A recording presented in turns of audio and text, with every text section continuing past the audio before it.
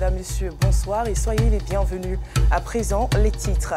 Nous parlerons d'intégration africaine ce soir, de ces communautés étrangères qui s'impliquent pour le vivre ensemble en Côte d'Ivoire. Et puis en dehors de la Côte d'Ivoire, au Burkina Faso, le médiateur de la CEDEAO, Mahamadou Issoufou, s'est rendu dans la capitale burkinabé à la rencontre de la junte au pouvoir. Les raisons de sa visite dans le corps de ce journal. La Côte d'Ivoire dispose de plusieurs aires protégées réparties sur l'ensemble du territoire. La faune et la flore ivoirienne présentent une richesse particulière avec plusieurs animaux et une végétation extraordinaire. C'est l'escale 225 de ce jour, ne zappez surtout pas.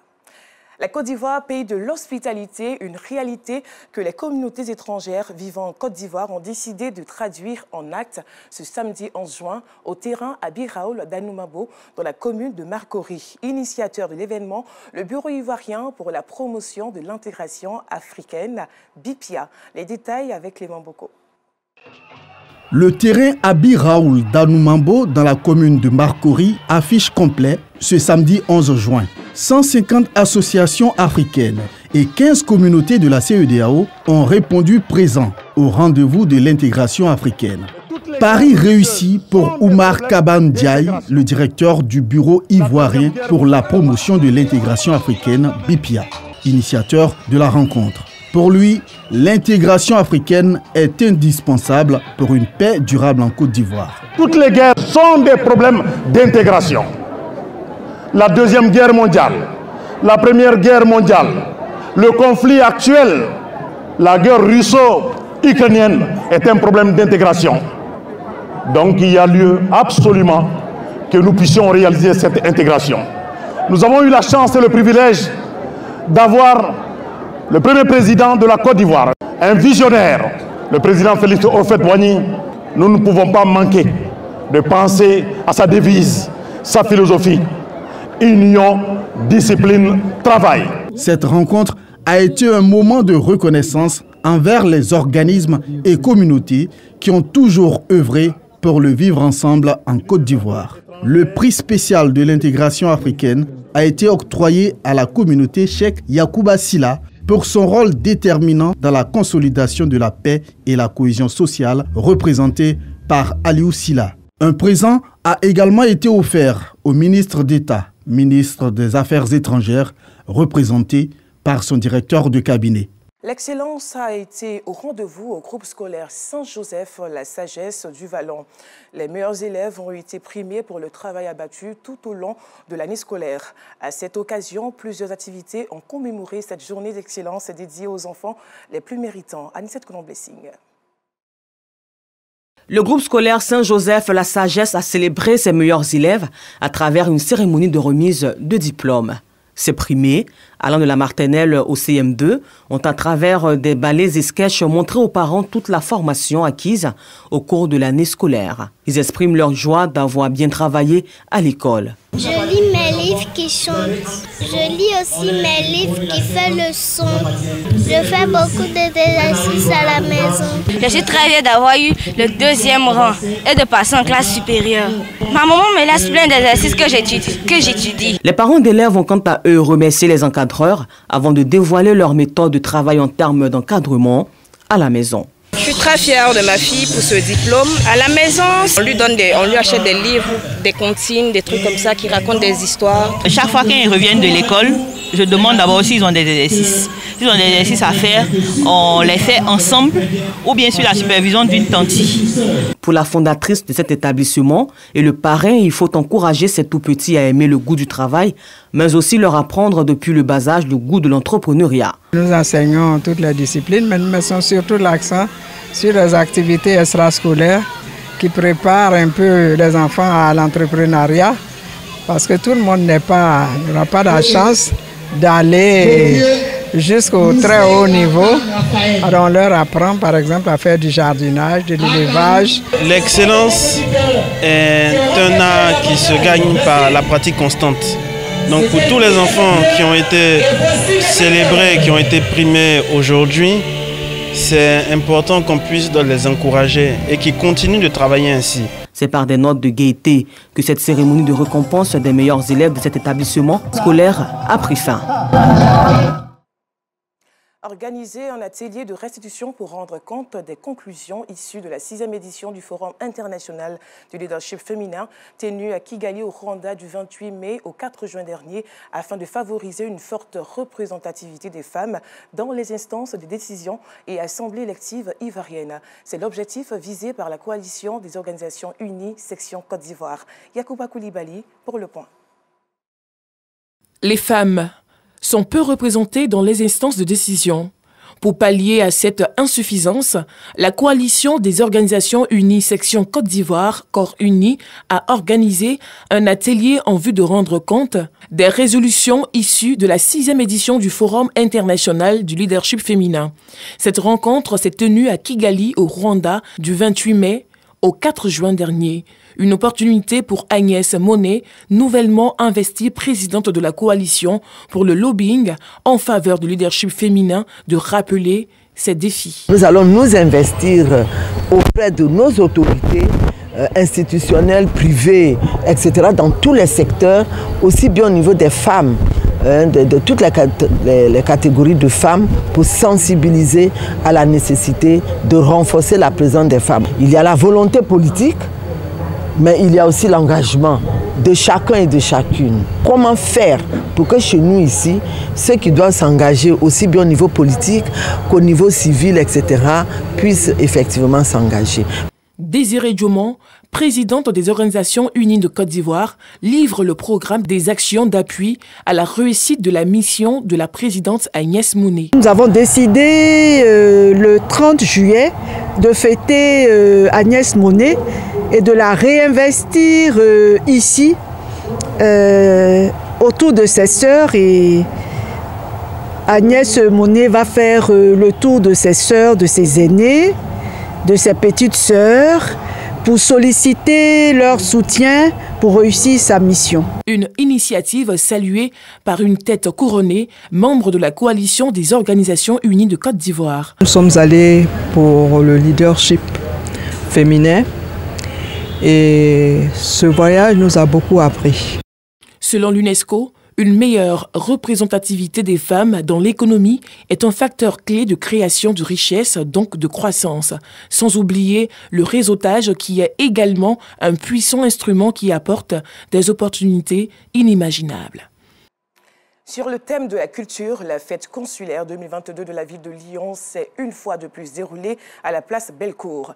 Née il y a plus de 20 ans, les fêtes consulaires visent à mettre en lumière et célébrer l'internationalité du territoire. Riche de 70 consuls, la ville de Lyon a profité des 2 éditions annulées par la pandémie pour améliorer l'événement et lui donner un nouveau souffle. Au rendez-vous de cette rencontre des pays et leurs richesses culturelles et touristiques, mais aussi gourmandes. La 19e édition des fêtes consulaires s'est déroulée les 11 et 12 juin dernier à Lyon, en France. La thématique de cette année, la culture. Ce rendez-vous, vieux de plus de 20 ans, organisé chaque année par la ville de Lyon, attire près de 20 000 visiteurs par édition. L'idée, célébrer le dynamisme du corps consulaire lyonnais et pour les visiteurs, partir à la découverte des pays du monde comme la Côte d'Ivoire. Plusieurs innovations ont ponctué cette édition. Un parcours visiteur sur le village pour proposer plus d'interactions, notamment avec les consulats. Le consulat général de la Côte d'Ivoire à Lyon a conduit les participants en Côte d'Ivoire. On a présenté tous nos produits et c'est une manière de faire connaître non seulement le consulat général, mais aussi faire connaître nos produits, que ce soit vivrier, que ce soit danse traditionnelle. Et en tout cas, il y a eu un engouement. Les fêtes consulaires sont justement l'occasion pour les Lyonnaises et les Lyonnais de pouvoir, luxe rare, se dépayser chez soi. Votre présence nombreuse témoigne de l'attachement que vous portez à nos relations. J'en suis grandement touché et vous en remercie sincèrement. La culture ivoirienne a fait sensation sur la scène. Défilé de mode en tenue traditionnelle. Il y a une bonne culture au niveau de la musique en tout cas, ça s'entend d'ailleurs. C'est ça qui est intéressant. Faut être préparé, mais oui, il faudrait y aller. Vous êtes aussi cool ici que là-bas, nous on vient, il n'y a pas de souci. 53 pays ont participé à l'événement. En religion, la communauté musulmane soufie de Côte d'Ivoire s'est réunie en assemblée générale extraordinaire le week-end dernier à Abobo. Réforme des tests et adoption d'une nouvelle vision, mais surtout nomination du nouveau président du bureau exécutif étaient les points saillants. Toujours en compagnie d'Afissata Karamoko. Ibrahim Malcolm Touré est reconduit à la tête du bureau exécutif de la communauté musulmane soufie de Côte d'Ivoire. Au terme d'un congrès extraordinaire tenu dans la commune d'Abobo, le choix des guides religieux s'est fait à l'unanimité. Le guide suprême des soufis, le cheikh Konaté, se dit fier de son disciple et lui fixe des défis importants à relever. La communauté avait commencé des tournées de sensibilisation pour la paix, l'amour et pousser les cœurs à revenir envers le Tout-Puissant Dieu. Donc nous cherchons encore à atteindre les villes, les endroits les plus reculés du pays pour aller montrer la vraie face authentique de l'islam. Nous devrons construire notre centre spirituel, Cheikh Soufi Bilal. La construction de ce centre spirituel et culturel sera au centre des priorités de la nouvelle mandature du bureau exécutif. Ce centre est constitué d'une radio dédiée à la communauté soufie, d'une école, des résidences pour nos invités, d'une salle multimédia, d'une salle de conférence Chakaïma Bouakari Fofana, d'une salle de spectacle Cheikh Soufi Wakil, des musées et d'espaces de méditation. Outre cette désignation, les responsables de l'association des femmes, des élèves et étudiants soufis ont été aussi nommés. En sport, la Côte d'Ivoire abrite depuis jeudi 16 et ce jusqu'au dimanche 19 juin le premier camp d'entraînement des jeunes africains de taekwondo au centre sportif culturel et d'éthique ivoiro-coréen Alassane Ouattara. C'est une première pour l'ancien président du Niger. Le médiateur ouest-africain pour le Burkina Faso, Mahamadou Issoufou, est arrivé à Ouagadougou pour rencontrer les autorités de la junte militaire et poursuivre les discussions autour du délai de la transition.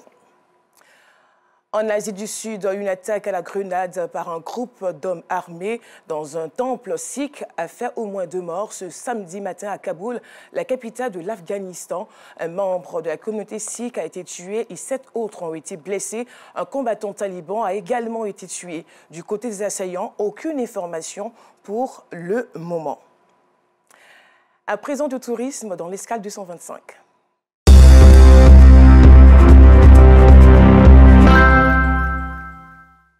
La Côte d'Ivoire est une destination touristique qui mérite d'être visitée.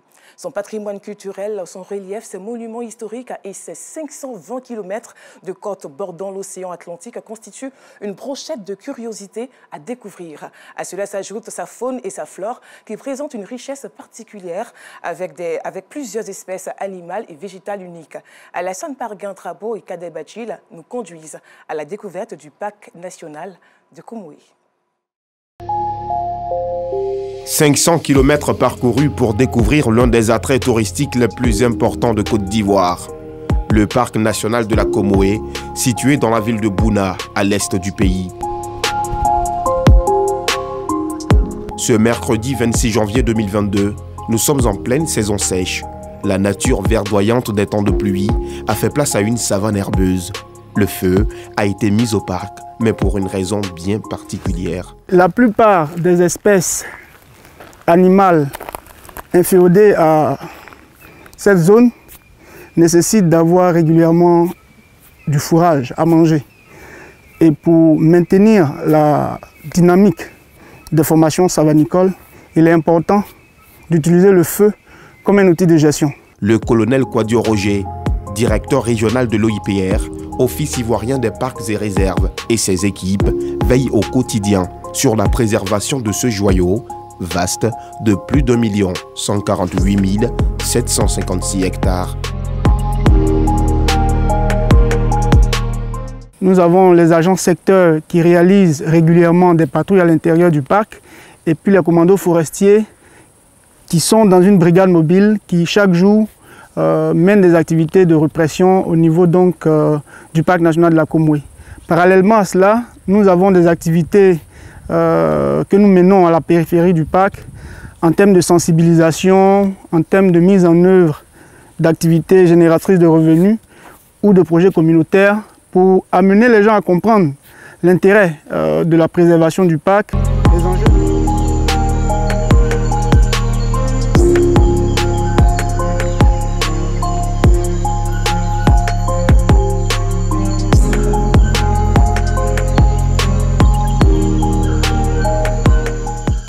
Ces animaux qui enrichissent notre randonnée sont de la grande famille des antilopes, des magnifiques copes de buffon aux ourébis, en passant par les phacochères, les hippotraques ou les bubales. Le parc compte au total plus de 155 espèces de mammifères. Certaines vont jusqu'à 10 000. Un chiffre impressionnant. La faune et la flore ne sont pas les seuls attraits touristiques du parc national de la Comoé. Il existe aussi un nombre important d'autres merveilles touristiques dans le plus grand parc d'Afrique subsaharienne. Parmi ces merveilles, les collines jumelles.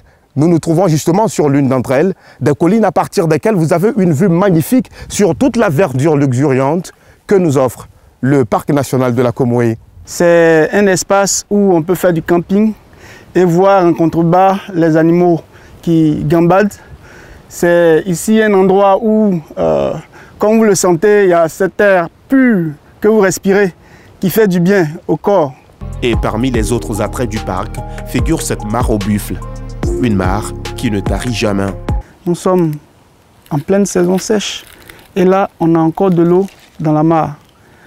Anciennement, la mare était réduite, mais du fait de la présence des animaux, notamment des éléphants, ils ont contribué à l'étendre. Et aujourd'hui, la mare fait plus d'1 hectare. Et cela est vraiment au bénéfice des animaux qui peuvent s'y abreuver en toute saison. Le parc doit son nom au fleuve Comoé. Il occupe d'ailleurs plus de 20% du bassin versant de la Comoé. La protection de ce fleuve-là constitue, on va dire, un défi majeur. Parce que, ayant protégé, on va dire, cette source d'eau, on contribue d'une certaine façon à approvisionner tous les ménages autour de ce fleuve-là en eau potable. De plus, tout ce qui est reproduction de poissons se fait de façon paisible dans cet espace protégé, de sorte que les populations peuvent tirer vraiment profit du poisson. Le réchauffement climatique est un danger planétaire. Et oui, cette réserve de biosphère contribue énormément à la régulation du climat. Le parc national de la Comoé, de par sa situation dans le nord du pays, dans une zone de savane, est un peu comme un tampon à l'avancée du désert. Donc les zones forestières qui sont donc à l'intérieur de cet espace jouent un rôle important dans la régulation du climat. Ces dernières années, les enjeux sécuritaires liés notamment au terrorisme ont eu une incidence sur la fréquentation du parc par les touristes. Malheureusement, avec les derniers événements qu'on a eus à Kafolo et puis à Teini, à Togo également, on a senti une baisse d'activité, on va dire, touristique, de fréquentation du parc. Ça, c'est l'un des impacts majeurs du terrorisme sur la gestion du parc national de la Comoé. Une situation sécuritaire qui a amené l'OIPR à adopter des stratégies nouvelles et renforcer la sécurité à travers les travaux d'agrandissement et de rénovation de différents camps de surveillance. Avec les efforts qui sont déployés par le gouvernement et la présence des militaires, la coordination avec le poste de commandement à Kong a permis à nos équipes de véritablement balayer cette zone et donc d'avoir une meilleure maîtrise de l'entièreté du parc. Le parc est donc fréquentable. Ces animaux qui gambadent et ces nombreuses merveilles vous y attendent, seuls ou en famille. Nous le disons et nous ne cesserons de le dire, la Côte d'Ivoire regorge d'un fort potentiel touristique. Venez et découvrez la Côte d'Ivoire à travers ses parcs nationaux. C'est la fin de ce journal, j'ai pris plaisir à vous le présenter. À demain, par la grâce de Dieu.